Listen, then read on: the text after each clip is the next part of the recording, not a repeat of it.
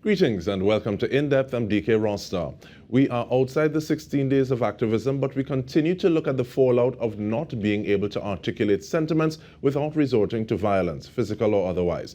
Now, to specifically address the impact of spousal abuse, we are joined by Clinical and Organisational Psychologist Kelly McFarlane.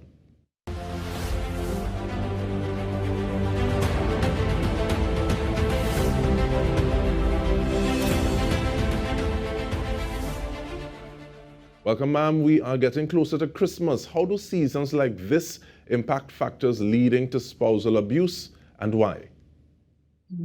Well, one of the things that could kind of exacerbate spousal abuse are holidays, because you're kind of inside with the abuser a lot more than, during the working week. Another thing is stress. So as wonderful as the holiday season is, for a lot of people, it's quite stressful because, they feel this pressure to keep up with the Joneses, to buy presents for everybody, to go to events looking, all fancy and get their hair done and this and that and the other. And so, these things could kind of add to some of the issues that already exist in the home. Another thing could be just really, especially through experience of domestic abuse or intimate partner violence, that heightened sense of unhappiness or depression, as they reflect on their year, as they reflect on the circumstances of their lives, of their family life. So I'd say, that's probably how the season could affect it. No, yeah, there's so many things that you said, but there are two things I really want to start on.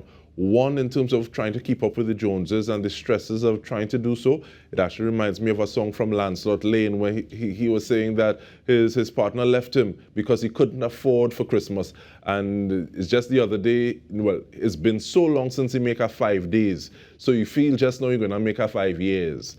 But also carrying around baggage from an abusive relationship into a new one. What are some of those things that we kind of need to be looking out for, especially so that we don't necessarily find ourselves like hamsters on the same wheel? Well, often what we find is that we do find ourselves as hamsters on the same wheel. Persons who experience domestic violence, or who have been part of a domestic intimate partner violent relationship, tend to kind of have a pattern of being in a relationship like that, either as the abuser or as the victim.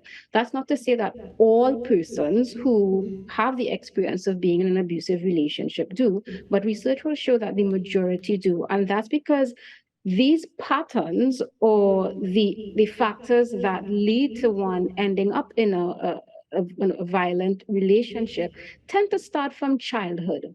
A lot of what we do in adulthood, a lot of who we are attracted to, of what our boundaries look like or don't look like, tend to start from our childhood relationships, whether it's the relationships that we experience or the relationships that we observed within our families. These are what teach us sort of what our self-concept is, how they affect our self-esteem. They help us think about what relationships should look like, what is normal to accept and not accept. So we find that persons who've had lots of childhood adversity tend to end up in abusive relationships.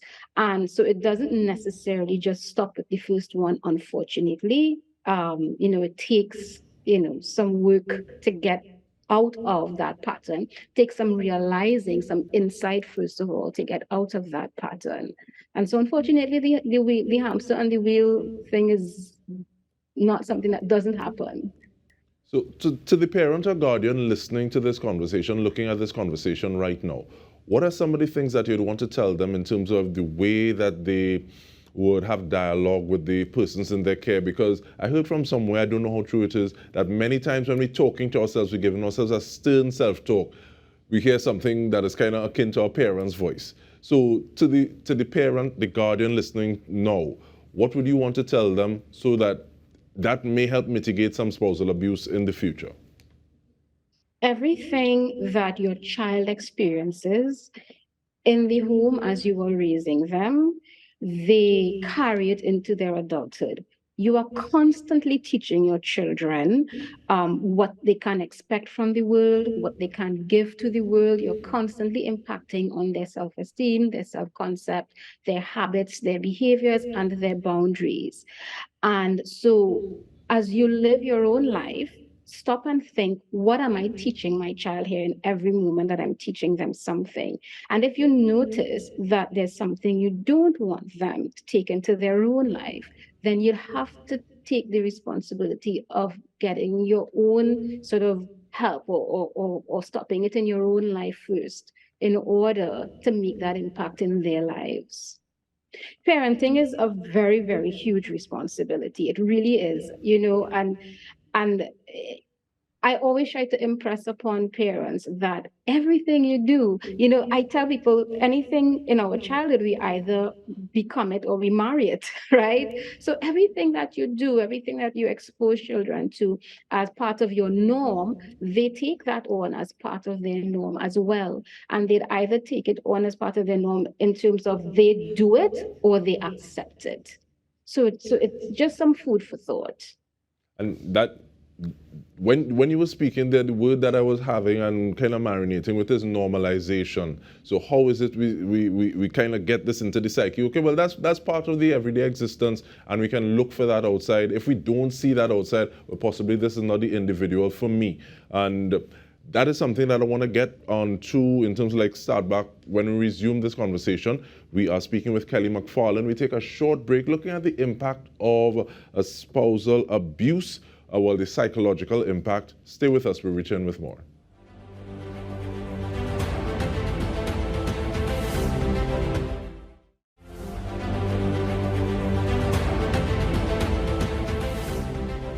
Welcome back. We are looking at the psychological impact of spousal abuse. We're doing so with clinical and organizational psychologist Kelly McFarlane. And we just took the break talking about normalization. And you also said there's that responsibility on an individual to stop things not just for themselves, the betterment of themselves and their own lives, but the people who will be looking at patterns of behavior, mirroring or marrying them as they progress along life's journey. What is the importance, Kelly, of getting counseling, possibly during, possibly after, and just coming to the point where you say, okay, well, I think this is something that I need? Oh yeah. I think the first part of that is what you said, recognizing that this is something that I need, and then also recognizing that this is something that I deserve, that I'm entitled to. I can have a healthy relationship or a good life where I'm respected, where I feel good about myself, where I feel safe, where I don't feel fair, where I feel like I have some level of autonomy, where I don't feel completely controlled, right? Where I feel a sense of freedom and equality in my relationship. So recognizing that first and foremost is very important. And then, really evaluating for yourself why you feel stuck or why you are stuck, whether you feel stuck or not. Because oftentimes, I mean, I've had people come for therapy to build up the courage to feel like they can leave an abusive relationship, right? And because that is an extremely important factor, because remember, abuse doesn't always or often or rarely ever starts with physical aggression. It starts psychological and emotionally first. So getting to that point, requires feeling like you're entitled and like you can get to that point, and then seeking the help to get you there, just because you want to have a happier life. And I think what's really needed here as well is the encouragement that that is possible. Again, with the cycle of abuse, the persons who experience abuse often feel like it is not, they don't deserve it, they can't survive on their own, they don't have resources, they don't have a solid social support system, whether that is real or perceived or groomed by their partner. And even abusers, sometimes abusers don't think that they could have safe, healthy relationships unless they are controlling the other person or behaving in ways that keep them safe or keep the relationship intact, right? So I think it on both sides, for abusers and victims, kind of realizing that, first of all, there is another side, there is another way to live, there is another way to have healthy relationships. And then figuring out, well, what do I need to get there? How do I start with me? And then how do I enlist the necessary support? Even though your mind might tell you there is no support, there is no safety in escaping this, I will say that that's not entirely true. But how easy is it for an individual to say, okay, well, this set of checklists is not meshing. I want better. There's another side and I'm going to reach for it. Because two people might have the same experience, but because of nature and nurture, they will react or respond differently. So what is it that, is there something that is a little kind of general or generic that we start from at base level to say, this is too much, this is not what I am looking for, and I'm going to try to see about myself, I'm going to try to deal with it a little better. And I'll even throw in the caveat of both aggressor and the victim. Well, you hit the nail on the head. The thing about it is that it is different for everybody. What they will, boundaries and what one will and will not tolerate differs from person to person oftentimes. And so, you might look into somebody's relationship and say, I can't believe they're dealing with that, they're taking that, why didn't they leave? Or I can't believe they're fussing over that. That's nothing. That's how men are, that's how women are, right? So people have different values, they have different things that are, as you use the word, normalized within their family circle and for them. And so, that is really a subjective thing for the most part. For some people, it's their children, seeing their children in danger or seeing their children hurt. For some people, it's when the violence begins. For some people, it's when they've gotten really embarrassed. And for some people, it actually just never happens. They grow old with their partner, or they, unfortunately, it ends in death, of the abuser, of the victim, or both, or imprisonment. So it really does, it's hard to say generally, in cases like these, what the last straw, so to speak, is. But you raised something when you started to answer, talking about support, well, circles, individuals that someone would speak with. And how important are those? Because the same way somebody say, you taking that? Versus, no man, we go by the pastor, we pray about it, or I sure it was just a mistake. How important are the circles of support? Where to someone goes to find solace if they can? And what kind of impact does that have on the psyche or the psychology of a relationship like that? The most research will show that one of the most important factors in recovery, mental health, recovery from illness, from even physiological illness, from abuse, from drug addiction, for so many things, is social support. It is extremely important. Social support is the thing that helps people feel empowered, that helps people feel safer, that helps people see things from different perspectives. Of course, and it's not the quantity, it's the quality of social support. Who is there for you, how reliable, how consistent they are. And the fact of the matter is, for a lot of people, there are a lot of people who feel they don't have, or actually don't quite have, a social support system. And one of the hallmarks of abuse is that the abuser first starts to pull you away from your social support system. They don't like your friends, they don't like your family. They tell you, stories about what your family is doing to you, what your friends are doing to you. They isolate you. And, from the time the person starts to believe that people aren't there for them or can't be trusted, and the only person that they have is this abuser, that's when, the abuse amplifies. It might become physical and other things. And so it isn't extremely important. And so I guess at this point now, the point we drive here is that the likelihood is that your social support system still wants to be there for you. Although you haven't spoken to them in years or months or weeks, they are still interested. They still love you. And it just takes calling, it just takes visiting, it just takes, reaching out. But it is extremely important to have that type of foundation, not just for, in an abusive relationship, for all of our relationships, for all of us, for our lives, we need social support.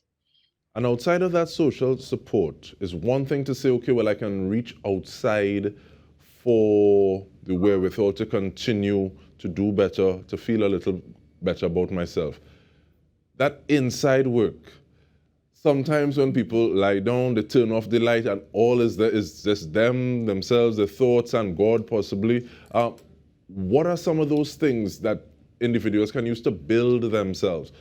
In addition to the way that someone would visit you, to build themselves to the point that they can make that break. How do individuals build themselves? What are some of the ways? Because we know, once again, different strokes for different folks, but what are some of those methods?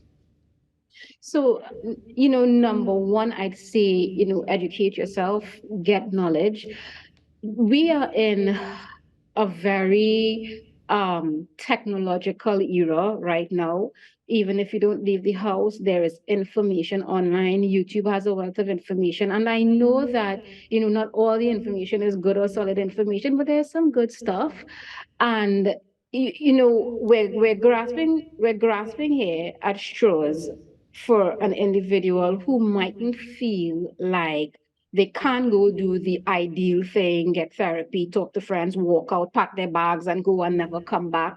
We're talking about someone here who is stricken with fear, control, and all of these things. They can't leave home and so on. So yes, you get lots of information on the internet about resources, places that you can get help. There are articles that you can read that can help to empower you. There are videos that you can look at that from psychologists or mental health organizations that can help you learn how to sort of affirm and empower yourself. And the other part of this is, remember, a lot of times the person in the abusive relationship has never experienced a relationship or where there's lots of positive affirmation. So their self concept and their self esteem mightn't be such that they could just sit and say, I am going to affirm that I am powerful and I don't deserve this.